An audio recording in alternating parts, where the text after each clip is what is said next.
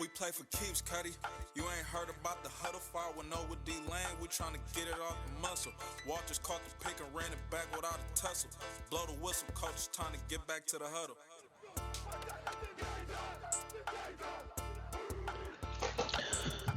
Welcome to the 510 Huddle Podcast. It's your boy, Coach D Lane, in the building with my guy and my brother, Keaton, per usual. How you doing today, brother? I'm doing great, brother. Man, how are you doing? Man, can't complain. Got a little bit of extra football tonight. Got some overtime football between the Denver Broncos and the Los Angeles Chargers. And that's where we're going to start at, brother. Let's start there. What was your takeaways from that football game? Well, a few things. Russ looked more decisive at times, so that was a pleasant sight. He finally started doing some of the things that made him a future Hall of Famer. He started running the ball more, keeping it more on the read option plays to keep the defense honest. So that was nice to see. But overall, that offense still lacks a whole lot of consistency. And I have to just say this. Marshawn Lattimore is my guy, but I don't care. Patrick Surtain is the number one corner in the NFL. And quite frankly, I don't think it's really close right now. He has been dominant. What's up? You ain't gonna give my boy no Slay no consideration? It's not close right now. You tripping, brother. Slay with what he's doing. P2's playing man-to-man all game long, and it does not matter who. That man has just been dominant from snap one this season. I love P2, man. I got you. Go ahead. And then also, Chargers. They are still way too aggressive. I'm with it in sentiment, and I get it in theory. So I don't hate it, but there has to be a better feel for the flow of the game. And that Chargers defense, it still has talent, but overall, they did not address some of the things that plagued them last year. And also, just to sum it up, I can't be certain or trust either team right now. Facts. I will say I believe the division, or if either any team's going to make the playoffs, I believe it's the Chargers and the Chiefs. To piggyback on the Chargers defense, I agree with you. I would still say it's more so a Staley issue. I believe they did pick up the necessary pieces and players in the offseason. Still a few holes here and there, but I still believe it's enough talent to get it done over there. I just believe Staley is bullshitting with the defense, to be honest. And then you were spot on with Russ, especially early on in the game. He definitely looked a lot more comfortable, settled into the game, played a little more off script, his type of football. Melvin Gordon fell all the way out the rotation. No surprise there. Can't trust him. He doesn't hold on to the football. But the offense leaves a lot to be desired still, man, as far as just pushing the ball down the field and having some type of consistency in the drop back passing game from Russ and the Denver Broncos. I won't argue with you though, brother. We're gonna talk about DBs at the end. I'm gonna add the topic as far as those the thing I posted on social media as far as who would take in the next top 10 for the next 10 years. I'll add that at the end. But I will say I've been telling people, I'm not gonna lie, P2, I got him top 3 right now, and he may not be 2 or 3. And I'll just leave it at that because the young bull is a dog, man. I can't lie. Let's move on. Sunday night football, man. Another big game for my Eagles. I love the fucking way we came out, smash mouth football, hit them right in the mouth.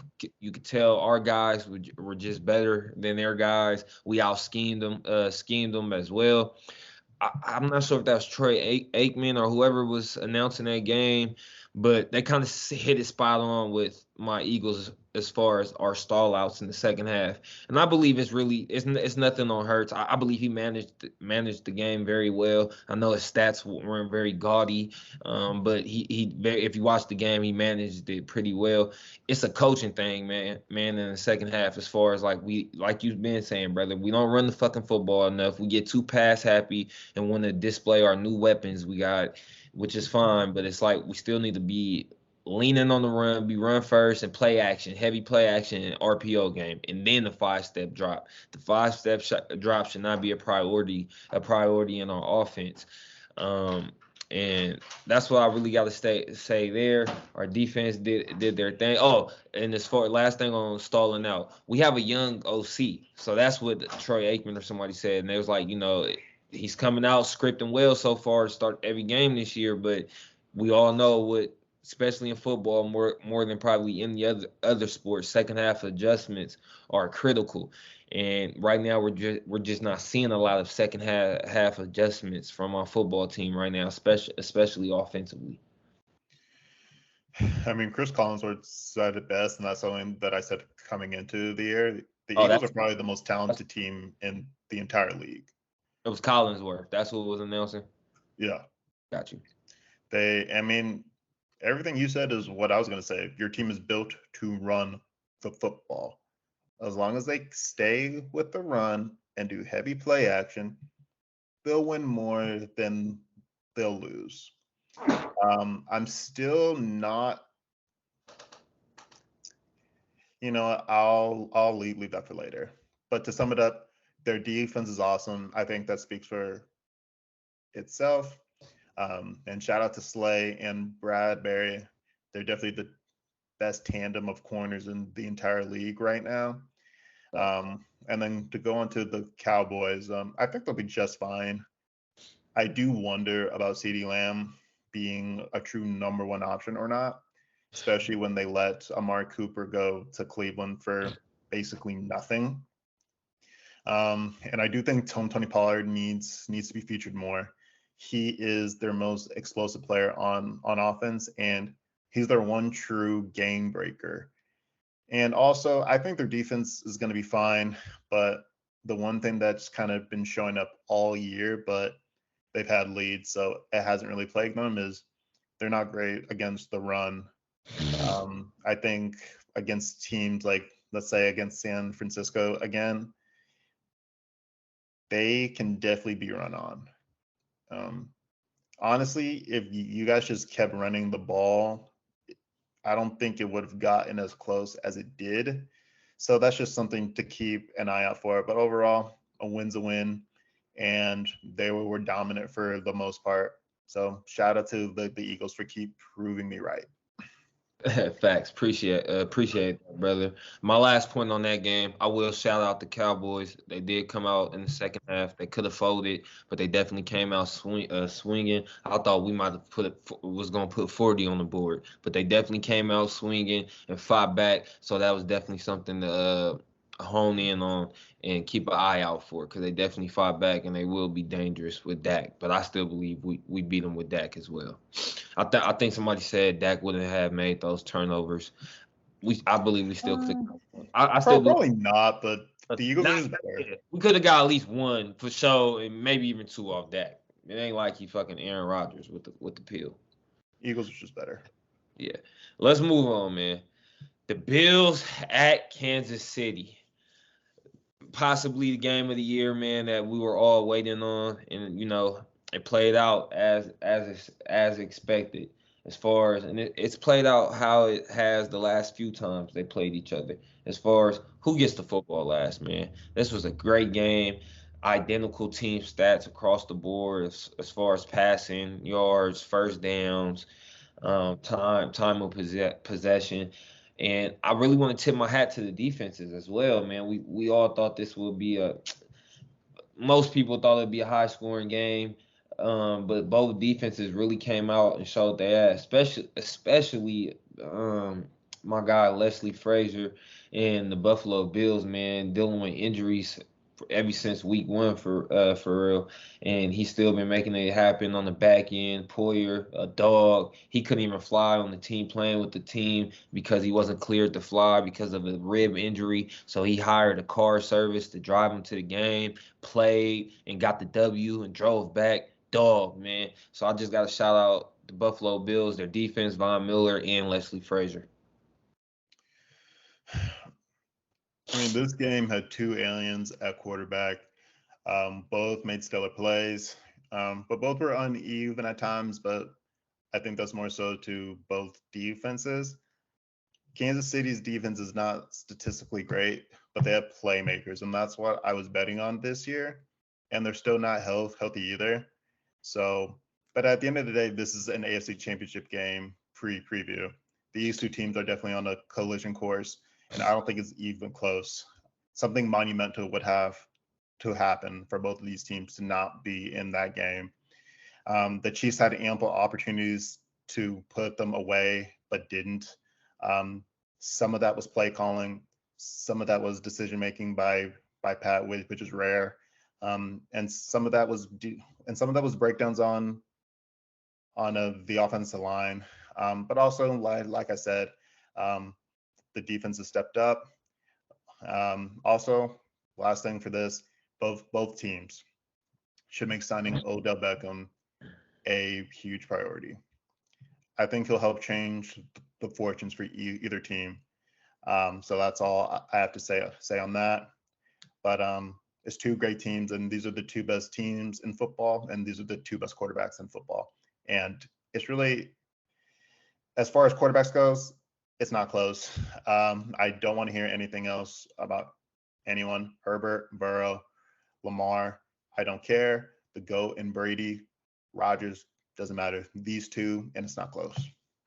Yeah, facts. And I think with this win, Allen kind of cemented himself as an equal to Pat because he definitely needed to get this win. I still got to push back on that OBJ, man, brother, because I believe he actually would benefit the team more like the Chiefs than the Bills. I believe C-Mac, who's on the trading block, is a team that the Bills need to be trying to get for real. And I'll say this also, as far as from the game, the Chiefs definitely need to clean up their defense, man. You know, I've never been very fond of their pass defense throughout this entire Pat Andy's run. Really, the defense in general has been average, below average at times. But they have young rookie corners that Spags tries to leave in man coverage too much because he likes to blitz. And the defense just they have to clean up their run defense, man, because I did not expect to see that from the Buffalo Bills. They ran the ball 31 times for 125 yards, had 4 yards a pop. If they can, I got the Chiefs winning if they play again right now. But if they can, yeah, but if they can establish the run like they did this past game, brother, because Allen threw the ball 40 times, but like I said, they ran the ball 31 times. They were very balanced, and they ran it at a pretty good clip. The Pat threw it 40 times. Chiefs only ran it 18 times for 3.8 a pop for only 68 yards. So if the Bills can be balanced like that and still get the explosive plays out the pass game, it may be tough for the Chiefs to get that W, especially if they don't tighten up on defense. But right now, I'm gonna say I got the Chiefs in a rematch.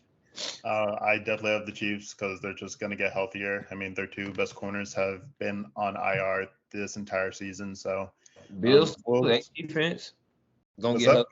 I said the Bills too, brother. Their defense is gonna get healthier. Yeah, but the way that they play, like I keep saying, with their defensive backs, because they play so much zone, they're kind of interchangeable in that way. I know some of the guys that are out are just better players, but overall, in terms of for production, it's not a huge drop off because of that.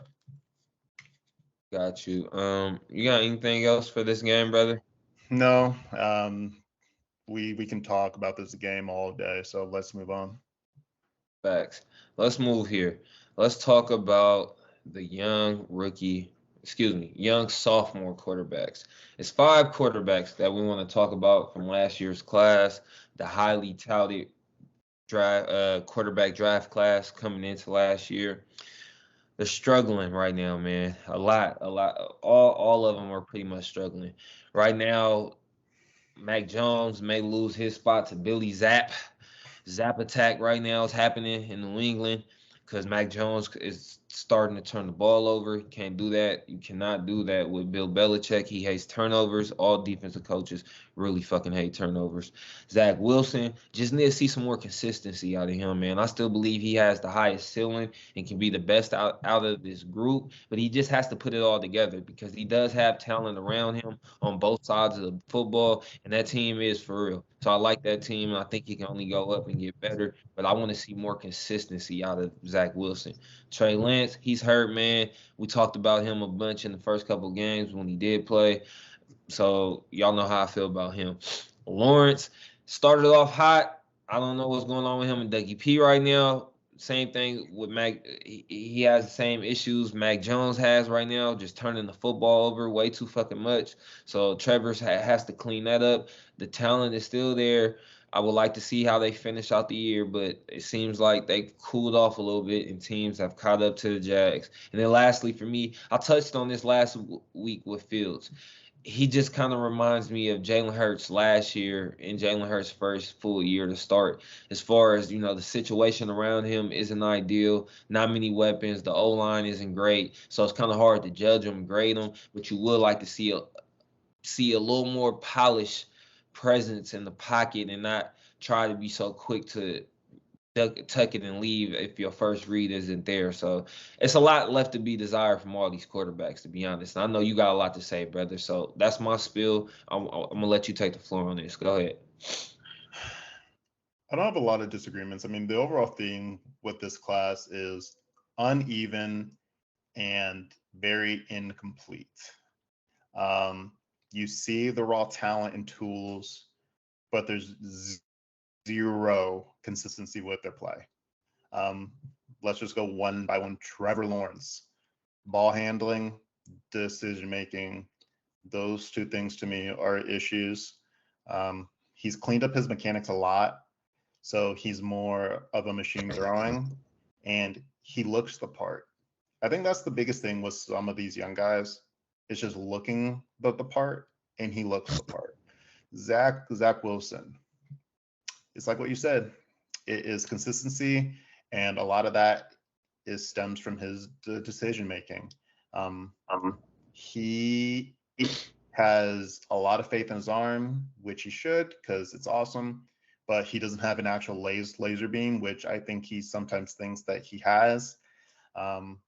Going on to Justin Fields, consistency with his mechanics, and that also affects his decision making at times. And seeing the field, that's a huge thing for him. But again, he looks the part. He's a crazy athlete. He right now he's still boom or bust. He does a few things each game that makes you say wow, but he can't hit the layups.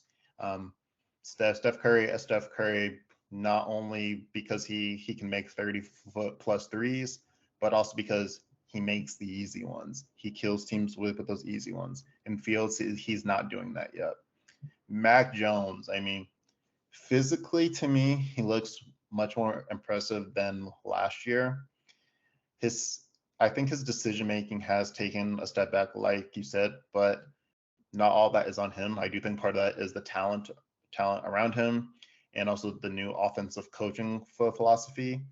So that's pretty tough on a young quarterback. So it's not all on him, but he's still the least physically gifted of this group. And then Trey Lance, just raw, no reps. He still has mechanical issues, which also affects his decision making, kind of like Fields, because he doesn't fully trust not his arm strength, but he doesn't trust where he'll place the ball. So that has a lot to do with his mechanics, and that really does affect. I think he sees the field decently well, but that really affects whether he'll pull the trigger or not. And I don't think he's as great of a runner / athlete as he was hyped up to be. I think he's a good one, but not the way people were saying. And he's the definition of incomplete. I still believe he has a chance just based on his situation and also the opportunity, but I think these next couple months of just being out and him really studying tape and also him just studying his mechanics are really going to pay dividends for him in the future. So we'll see. But overall, it's been uneven, a little bit disappointing, but you still see a lot of things to like and love, I should say. That's everything you got on them, brother? Yeah, I mean, talented group. I think the top 3 picks at the very least. Well, I shouldn't say the top 3. I would say my top 3 guys with Fields, Lawrence, and Wilson. I think they have the weight of the world on their shoulders, especially Fields and Lawrence, because they've been touted since they're about 16 years old, and Trevor since he was about 15. So with all that hype and expectation, it's hard. So we'll see going forward. I mean, it's far from over, so we'll see going forward. Rank them for me real quick, brother. Last thing with this one. Rank them for me right now. Obviously, Trey is probably last just because he's hurt. But rank them for me right now, then rank them for me as far as foreshadowing how you see their careers playing out right now. Are we just going off of this year, or are we encompassing last year? With the foreshadowing, or as far as no, just like for like right now. So like, are we encompassing last year? You can sum up last year and how they're playing right now, and then for the foreshadow, just all of them moving forward. All right. Mac Jones 1, Zach Wilson 2. I would have had Fields 3 just based on last year, but Lawrence, because he did come out stronger this year and he cleaned up his mechanics, I'll put him 3, Fields 4, Trey Lance 5. That's for right now. Yeah. Yeah, Mac 1. Mac turning the ball over too much for me. Yeah, I mean, but you said to encompass last year.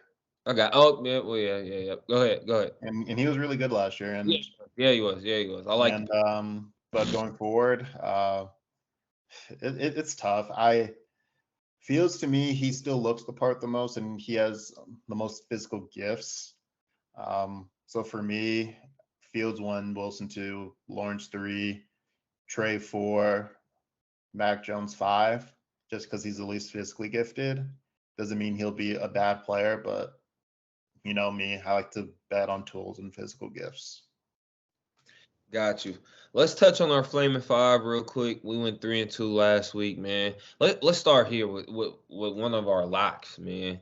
This fucking team. They pissed me off. I didn't realize how injured they were. I know they had a couple injuries, but I didn't know the defense was that injured on every level. Matter. Yeah, it still doesn't matter. Fucking the San Francisco 49ers lose to the Atlanta Falcons, and I'm not going to dive too deep. I'll let you go, but I've been saying the same thing with Kyle here, man. He just pisses me off too much when I watch him play the game. I mean, when I watch him call the game. You have way too much talent for you not to be for you not to consistently put up points. Too many blue chip talented players. It seems like he still tries to get everybody involved and everybody touches and spread it around instead of getting the football into his playmakers' hands consistently. And yeah, man. So that's all I got on this game. Well, I mean, when you spot any NFL team 14 points, it's hard to win. I don't care how talented you are. I know the Chiefs make it look easy, but not every team has number 15 under center. Fumbling the ball, 2 interesting interceptions. I want to just give Atlanta credit for this. They've played every game tough this year. They're unbeaten against the spread. So Arthur Smith is doing a great job, and he's coaching them really well. It's similar to the Giants with not a lot of talent. And shout out to Marcus Mariota. I mean, he didn't have to do a whole lot, but he was very, very efficient, and he made the necessary plays. So that's it. 49ers, just get healthy and stop doing dumb stuff. Facts. Let's talk about another one, man. The Jets. Yeah, my boys. I called that one too. Did we both have them winning? I know you did. I think I had them winning too. I know I definitely had them covering. But I think you definitely had them covering, but I don't remember if you had them winning. But I think you came around at the very end when I said I had them winning. Yeah, because man, I just love them in this spot here. They go on the road. They beat the Green Bay Packers 27-10. And like I said earlier about the Jets, man, they're for real. They're for real. They got Mm-hmm. talent, and The they got talent. young talent on both sides of the ball, and they got young talent that can go get it and that can play, man. So yeah, I won't touch too much on them because I'm gonna touch on them a little bit later in another segment. Green Bay, you got issues and they're not getting fixed. And Rodgers, you're playing way too conservatively. And I got to give my guy Chris Sims over at NBC Sports this because he's been saying it and he's the biggest Aaron Rodgers fan on planet Earth. He plays way too conservatively right now. And he's been doing that in big spots the last 2+ years. And he needs to open up the offense more. I get it. Receivers are young and they're inexperienced, but it's on you, man. It's really on you. And then also, I want to say this: that defense, who everyone thought was great coming into the year because of how good statistically they were last year, they are not. They're very overrated. I know they have Jair Alexander. Stokes is a good player at the corner. Rashawn Gary's really, really good, but that defense is overrated and they're not playing well at all. But the Jets, they're very talented, young but very talented. And also, I gotta say this: they're winning in spite of Zach Wilson right now. Zach's not playing awful, but he's not playing good football. If he was able to do anything, this game would have been much worse. Yeah, you got anything else on this game, brother? Are you good? No, nope. It's just this simple. I like the Jets. I can't say that they'll make the playoffs because it's still early, but I like them and I like their future. Packers, you know what? I'm gonna just say it. They're not gonna make the playoffs because the NFC East surprised me. Look, I don't know if the Giants can keep it up, but until they show something different, I have the 2 wild cards coming out of that division. Yeah, I can't see three coming out just because I can't see the Giants keeping pace right now. Saquon is touching the ball way too much right now. At least as far as for him to keep it up this year. We didn't put this on our five, did we? The Bengals at the Saints. No, I I said no because I didn't trust them to block the Did they Saints cover? run. I don't know. I don't know if it was 4.5 or 5.5. It was 30-26 though, the final. I think they covered. I think it was bet down to 4, so I think they covered. Okay, but I know we had this one, and they end up covering and winning, but still a lot left to be desired for this football team. The Rams, they beat the Panthers 24-10. Yeah, like I said, it's not no boom just goes down at tackle. I believe he played right tackle for the Rams. He's out for the year as well. So this is a team that I don't believe I have making the playoffs, brother. A lot of things have to happen for them to make the playoffs. And I'm glad Cooper Kupp got his extension because he's on running back time right now with the amount of touches that he gets. Facts. I think he's about to touch over 200. He's on pace to get at least 150 plus catches. So shit, he may get 170, 180 because, like you said, they hand him the ball as well. And I believe this one was one of our other lock picks of the weekend. We had them covering, and I believe we had them winning. The Seattle Seahawks at home versus the Cardinals. 19-9. They beat the Cardinals 19-9. Cliff and Kyler, same story, just another Sunday. Just don't look in sync on offense. And I believe we got them for fucking Thursday night football as well. At least Kyler can always make a play or two, make it look special. He had 10 carries for 100 yards. My guy Ertz has 7 catches for 70 yards. And D Hop is coming back. Hollywood Brown goes down, but they get Roberson or Robbie Anderson to replace him. So we'll see, man. But Seattle Seahawks, I will say They're for real. They're for real. I love the kid, Tariq Woolen, brother. 4 picks in 4 games. He runs a 4.2. He's nice and long and can play. He's a piece, man. He's a piece for real. And then the running back Walker Jr. A lot of people wonder what was gonna happen after Penny went down. He stepped in nicely, and then Geno's just controlling the game masterfully right now. Well, Kenneth Walker was my number one running back in that draft because he runs violent and he's angry when he runs. I love watching him play. Also, shout out to Geno for real. I keep hearing people say he's not going to keep this up. He is. Geno's physically gifted. Does that mean he is a superstar? No, but he's a very gifted player and he could always throw it. The offense is simple and they're allowing their playmakers to play fast. And that's it. It's that simple. Their offense is a little inconsistent because it's like either a 1 yard gain or a 50-yard gain. But overall, just as a fan of the team, offensively, I can't complain. That defense overall is really not good. So that speaks volumes about the Cardinals because that defense is bottom 3 in the entire league. So that says a lot about the Cardinals. Facts. Let's move here, man, to another segment. Power 5. Our Power 5 rankings going into week 7. Got a few. I got 4 of the same teams. I got a new team in my Power. I got 3. Week, huh? I only have 3. Same teams? Yeah, 3. So you got 2 new ones. So you start off then, brother. Go ahead. Start off with your same 3 and then give us your new 2. Well, the order's just changed for my top 3. I have Bills 1 because I got to give them respect. Chiefs 2, and I have the Eagles 3, 4, Cowboys 5, Giants. Oh, you went 3 deep from the NFC East, huh? Okay. Yep. Not mad at you.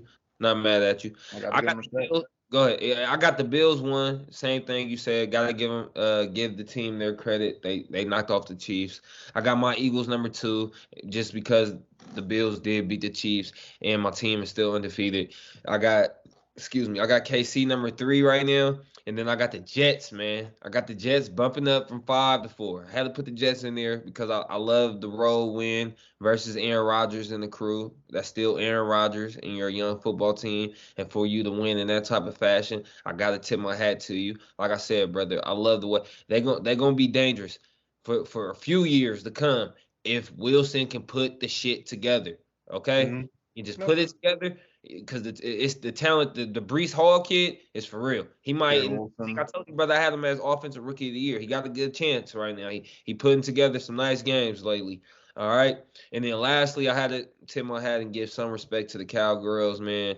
I put them at number 5 just because like I said, I did like the way they showed resolve and some fight in the second half. And I believe it could have been possibly a closer, better football game. But I just believe they're a better football team with Dak. And that defense is for real. And Micah is a dog. So I had to put them in the top 5. My honorable mention is the Jets. I would have them at 6 right now.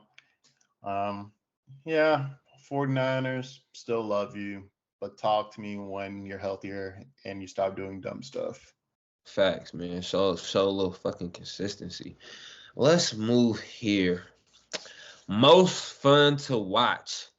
Brother, not sure about you, and I hope your ass didn't pick. This is easy for me. Did you pick the same person last week? No, you'll see. This guy is my fun to watch and also my Robinhood.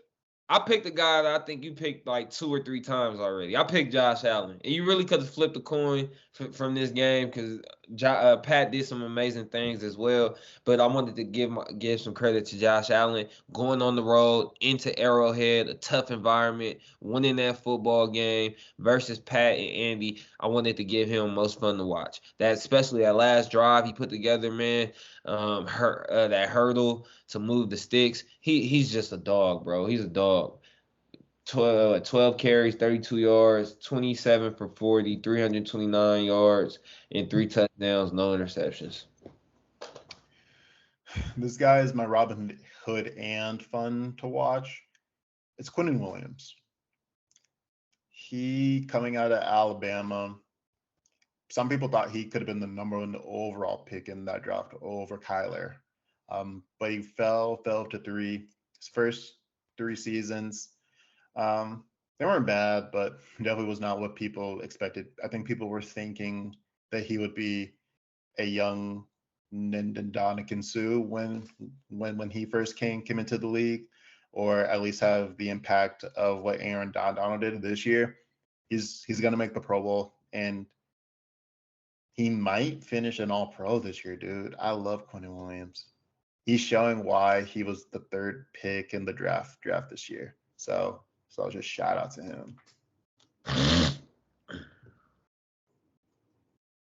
No, facts. Williams been balling his ass off. Like I said, that whole crew is young and talented, especially on defense. Let's move here. Will you say, Robinhood? Let me just get to mine. And I actually got 2 guys, really one, because I got 1 guy as honorable mention, but they're both from my team. My honorable mention, I got to give my guy Lane Johnson some credit. I know he's right now, before coming into this game, he was number 1 rated tackle, or at least right tackle, I believe. Yeah, he And was. yeah, he's just a stud, bro. I know he's probably a known, especially offensive lineman, but at the end of the day, offensive linemen never get their full just due. So I definitely wanted to tip my hat to him, because if you watched any bit of that Sunday night football game in the first half and watched any bit of the second half, you could tell it was a clear difference when Lane Johnson wasn't in the game. They put Micah Parsons on that side, on the right tackle, on my guy Driscoll. Young Driscoll's just not ready and experienced enough, and just honestly not gifted enough to handle a dog like Micah. And my Eagles was pissing me off in that second half, because we weren't chipping enough, putting backs and running backs on that side no more, like we were kind of doing in the first half. Again, that goes back to Steichen, Shane Steichen, our OC. But that was my honorable mention. My Robinhood for this week, brother. I see why we let go of Anthony Harris. I see why we let go of Tart in the preseason. And this was one of my biggest question marks coming into this year. I really had a close, sharp eye on Marcus Epps, because Marcus Epps' ass looked like a backup to me last year when he came in. I didn't care for him that much. I think he's out of Wyoming, I believe, or something like that, Central, something like that.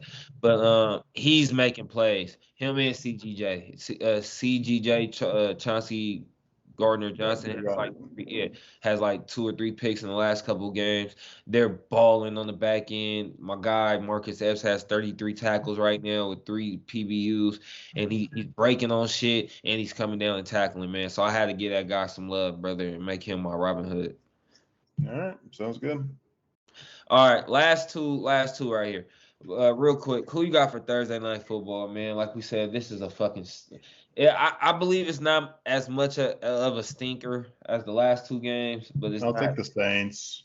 Yeah, it's not much better. And I was thinking the same thing, because defenses travel, and so far it looks like this year defenses have been a little bit ahead of offenses right now. A lot of offensive lines struggling, a lot of D-line and edge rushers teeing off and getting off right now. I'm not a fan of what I'm seeing from Cliff and Kyler on offense. I'm going to probably rock with you with the Saints. I think the Saints are just going to kick the crap out of them. So, but moving on. All right, let's end it here, brother, because this is, I'm just going to throw it on the plate right now. I posted it earlier. Let's talk about this picture I posted on our socials, man. It says, choose the DB you'll take for the next 10 years. And we have 8 options here, all right? You got Patrick Surtain II, Trevon Diggs, A.J. Terrell, Sauce Gardner, Minka Fitzpatrick, Derek Stingley Jr., J.C. Horn, and Xavier McKinley. Where's McKinley from again?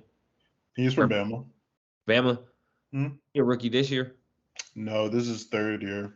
Got you. Xavier McKinney. Excuse me. I went PS2, Patrick Surtain II, and then I went Minka, just because, he's arguably the best, if not at least top 2, top 3 safety in the game right now. And he had show versatility playing corner at Bama. And so I got to go those 2, me personally. The only reason I wouldn't put Minka for me is just this is already year 5, and you said 10 years, and DB is a freaky position. So pretty much usually the younger, the better. So I went with Patrick Surtain, and this one was tough. I wanted to go AJ Terrell, but there's just something about Derek Stingley Jr. for me, so that would be my other guy. Brother, I've seen a lot of people picking Sauce, man. Sauce Gardner. I love. No, he's awesome. Yeah, I wanted your take on them just because I haven't been able to watch a prime time. The Jets haven't been on prime time yet. Hopefully they are. I'm gonna try to sit down and really catch a full Jets game, but I just wonder how much man is he playing. That's it. Just because I know Robert Saleh, his head coach. Exactly, I know his head coach in DC, Robert Saleh, loves and is based out of a cover 3 scheme and system. So that was my biggest question mark. But he's not playing a lot, but when he does, he's playing really well. He has the athleticism for it. I still, when it comes to man coverage, I still wonder about his change of direction, especially when he's playing more off. But there's not a whole lot that you can critique on his game right now. But personally, I just like Stingley because his match and mirror skills are just rare, and his athleticism is just rare. I'm shocked they ain't got my guy Asante Samuels Jr. on here. I mean, I don't think he's in the class of these guys that we just mentioned. I think he's really good, but I don't think he's in their class. You think JC and McKinney's better than him? For what they do, yeah. Yeah. JC also bigger, faster, stronger. He's cleaned up some of his handsiness that he had at South Carolina. And then McKinney, he's just an all-around player. They play him at box safety. He can play in the slot, and he can play kind of that Jack hybrid linebacker. He's just a really good player. He's awesome. I got you. Well, I think that's all we got for you guys, man. You got anything else, brother? I know we got NBA season tomorrow, brother. That kicks off. We might have to slip a little Warriors talk here and there. Who you got for tomorrow night? Warriors, Lakers, and Boston Sixers, right? I mean, I'm a Laker fan, but I'm a realistic sports fan, and we're not good. So unless the Warriors just come out lethargic because it's ring night, I got the Warriors winning. And then other game, I got the Sixers, man. Sixers? Mm-hmm. I got Embiid having a pretty good night. I'm not sure if you got anything in for tomorrow, but I know right now this is what I got. I have one ticket in for tomorrow. What you got in for tomorrow? I think I took the over on Embiid, Harden, Maxey's points, and then Steph Curry when his assists were set at 5.5. I took that. Oh, say it again, brother. My bad. Steph Curry's assists last week were listed at 5.5. I took the over, and then I took the over on Embiid, Maxey, and Harden's points. Embiid, Maxey, and Harden. Harden? I thought you liked to take a lot. What was his points at? 19, wasn't it, or 16? Yeah, like 19. I was thinking about taking his under on his fantasy score. I think his shit is like 37.5. Harden's, just because he likes to facilitate a lot with them. But I got Embiid, PRA, points, rebounds, and assists, 40.5. I got the over on that. I got Anthony. Exactly. I was telling somebody in the group chat. I'm like, that's easy money, especially no Robert Williams for the Boston Celtics. That's easy money. I got Anthony Davis over 22.5 points. The Warriors, Steve Kerr already said the Warriors starters is not playing over 30 minutes. Jason Tatum, I got him over 23.5. Probably should have went Maxey there. And I got the Steph free square. What was Maxey's points at?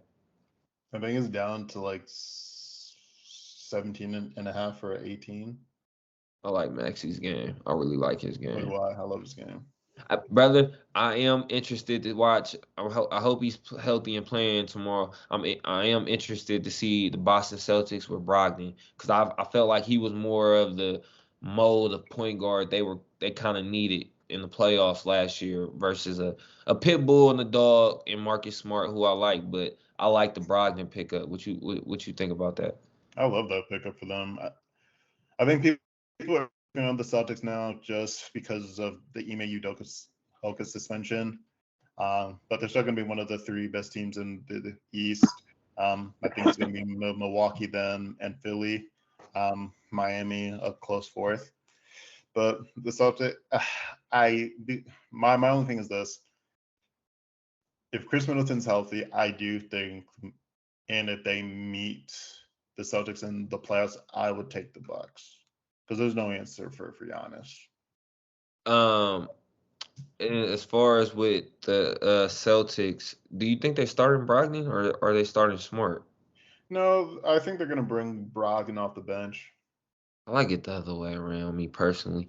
But especially after what we seen last year in the playoffs. Maybe they'll flip it. I don't know when the playoffs come. But my one other NBA question, because you just said something. I'm shocked you didn't put the Nets in there. So let's say they put it all together, guys are healthy, and it just gels eventually by playoff time between their big three, brother. You don't think it's a clear-cut runaway with them, or they're not top three conversation?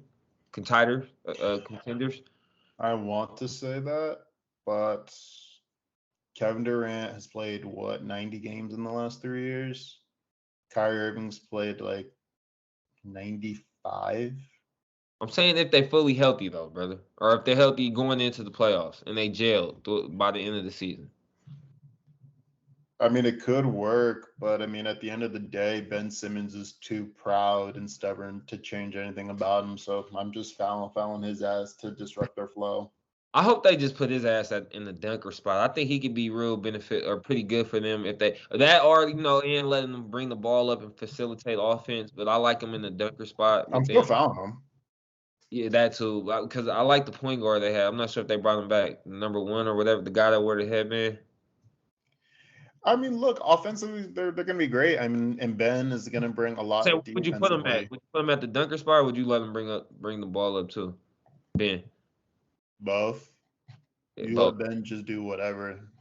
And my last thing with them, brother, if fully healthy again, and just what you've seen in the last 2 years, of course, it's some of what you said with Kyrie not playing for all of his reasons, and KD being injured, and all the trades, Harden and Simmons. But is Steve Nash an issue as well? I remember leaving the playoffs last year. I was telling everybody, it seems like he really helps them, but I also feel like he doesn't really hurt them neither. So I don't know. Is it a Steve Nash issue as well?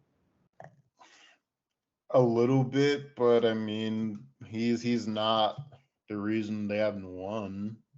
Got you. That's Kyrie. I mean, and I used to be the biggest Kyrie Irving guy, but until he decides basketball is a priority for him again, I just can't pick them. And honestly, the last thing on him, his clutch reputation, he's kind of living off of his past. His last few playoff series have not been that great. He's kind of living off of his old reputation. He hasn't been that great in the last few postseasons when he's been there to play. He just hasn't. So I think that's everything, right, brother? Yeah, that's it. All right, man. You guys have a good night. Follow us on all the socials at the 510H and at the 510 Huddle. Appreciate you guys. All right, thank you guys.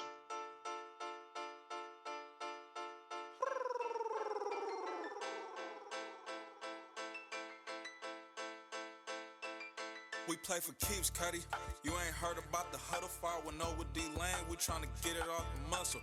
Walters caught the pick and ran it back without a tussle. Blow the whistle, coach is time to get back to the huddle.